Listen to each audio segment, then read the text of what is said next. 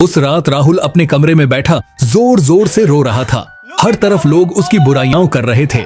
राहुल की हालत देखकर उसकी माँ ने कहा, बेटा, तेरी ये हालत अब और नहीं देख सकती। हम कल ही बाबा के पास चलेंगे। अगले दिन जैसे ही वे बाबा के पास पहुंचे, राहुल एकदम सन्न रह गया। वह सोचने पर मजबूर हो गया कि आखिर ऐसा कैसे हो सकता है। वो बाबा दिखने में किसी अवतार से कम नहीं लग रहे थे। उन्हें देखकर ऐसा महसूस होता था मानो भगवान ने खुद उन्हें धरती पर भेजा हो। फिर अचानक बाबा ने एक रहस्यमयी मंत्र पढ़ना शुरू किया और उसके बाद जो हुआ उसकी कल्पना किसी ने भी नहीं की थी। इस घटना पर वही लोग यकीन कर सकते हैं जो भगवान को दिल से मानते हैं। अगर आप भी भगवान में विश्वास रखते हैं तो वीडियो को लाइक और कमेंट बॉक्स में हर हर महादेव लिखना न भूलें। आइए जानते हैं इस पूरी रहस्यमयी कहानी को। राहुल सिर्फ 14 साल का था, क्लास 8 में पढ़ता था, लेकिन उसकी दुनिया बिल्कुल अलग थी। हर सुबह स्कूल जाते वक्त उसका दिल डर से भर जाता था। उसके लिए स्कूल पढ़ाई का नहीं बल्कि बेइज्जती का जगह बन चुका था। क्लास में जाते ही हंसी शुरू हो जाती थी। कोई उसे मंदबुद्धि बालक बोलता था, कोई 0 IQ तो कोई सीधा गधा। राहुल चुप रहता था। उसकी आंखों में आंसू आते थे, लेकिन वह कभी सामने नहीं रोता था। टीचर भी उसे अलग ट्रीट करते थे। जब वह जवाब नहीं दे पाता तो टीचर कहते, तुमसे कुछ नहीं होगा राहुल, तुम अपना समय बर्बाद कर रहे हो। पूरी क्लास हंस पड़ती। घर आने पर भी सुकून नहीं मिलता था। उसका बाप उसे रोज डांटता था। एक ही बात बार बार बोलता था, तू जिंदगी में कुछ नहीं बनेगा। सिर्फ उसकी माँ ही थी जो उसे समझती थी।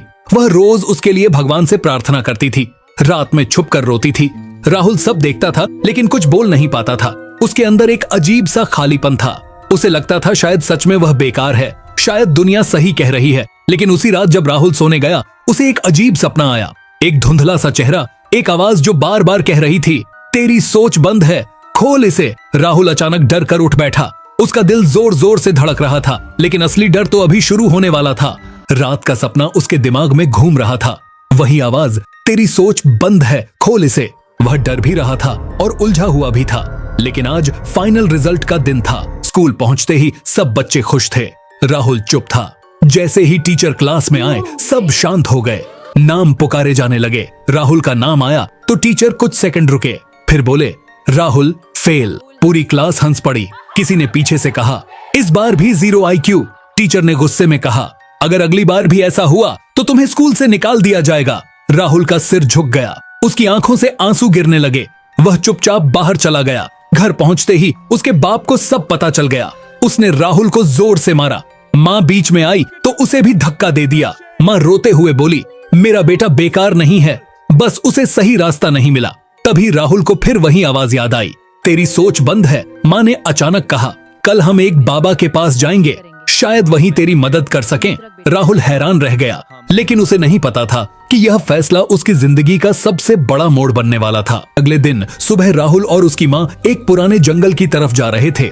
रास्ता सुनसान था। राहुल का दिल घबरा रहा था। कुछ देर बाद वे एक पुराने मंदिर के पास पहुंचे। मंदिर टूटा हुआ था, लेकिन अंदर से धूप और मंत्रों की खुशबू आ रही थी। वहीं बैठे थे गुरु महाराज। उनकी आंखें बंद थीं, जैसे वह सब कुछ पहले से जानते हों। माँ उनके चरणों में गिरकर रोने लगी। बोली, मेरे बेटे को बचा लीजिए बाबा, सब इसे मंदबुद्धि कहते हैं।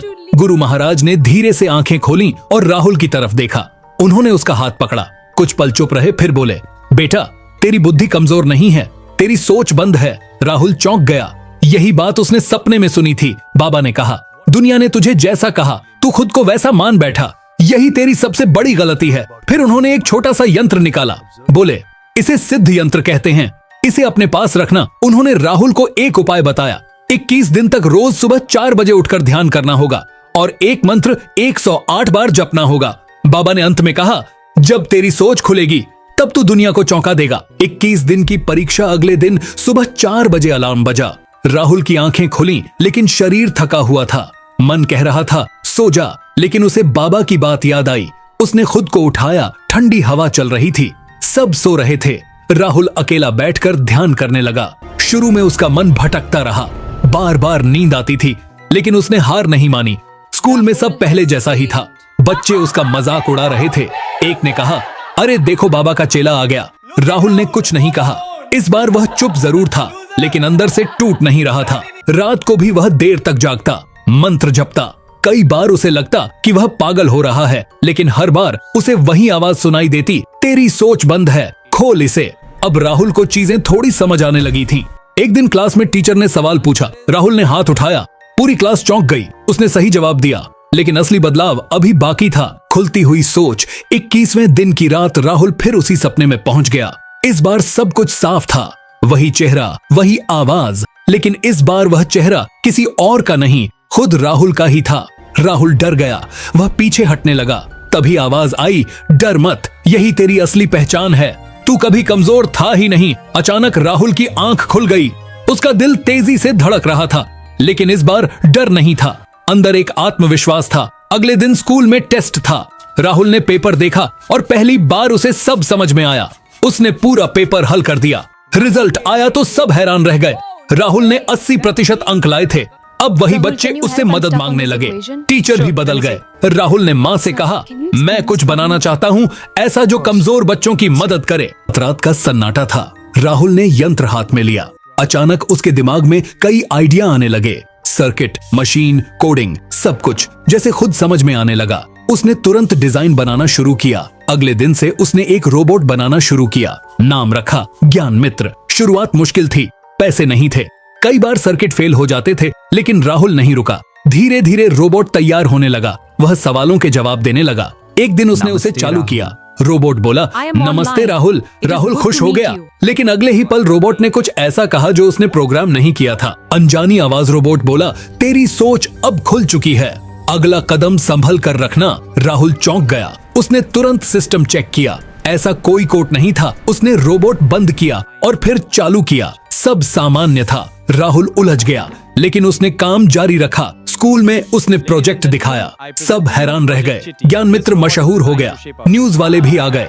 राहुल पहली बार कैमरे के सामने था, लेकिन उसी रात ज्ञान मित्र अपने आप चालू हो गया।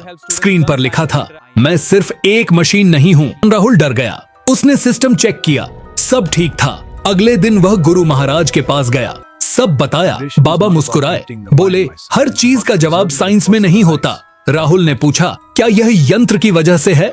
बाबा ने कहा, जब सोच खुलती है तो असामान्य चीजें होती हैं। उसका रोबोट वायरल हो गया। देश विदेश से लोग आने लगे। उसे अवार्ड मिला। स्टेज पर उसने माँ को बुलाया, लेकिन एक साइंटिस्ट ने पूछा, इसका असली राज क्या है? सबसे बड़ा राज, राहुल ने कहा, इसका राज साइंस और विश्वास दोनों है। उसने रोबोट खोलकर सिद्ध यंत्र दिखाया। सब हैरान रह गए। कुछ लोग हंसे, कुछ चौंक गए। राहुल ने कहा, मुझे रास्ता दिखाया गया था। मीडिया में खबर फैल गई। ज्ञान मित्र हजारों बच्चों की मदद करने लगा। लेकिन उसी रात स्क्रीन पर मैसेज आया। उसने गरीब बच्चों के लिए फ्री रोबोट बनाना शुरू किया।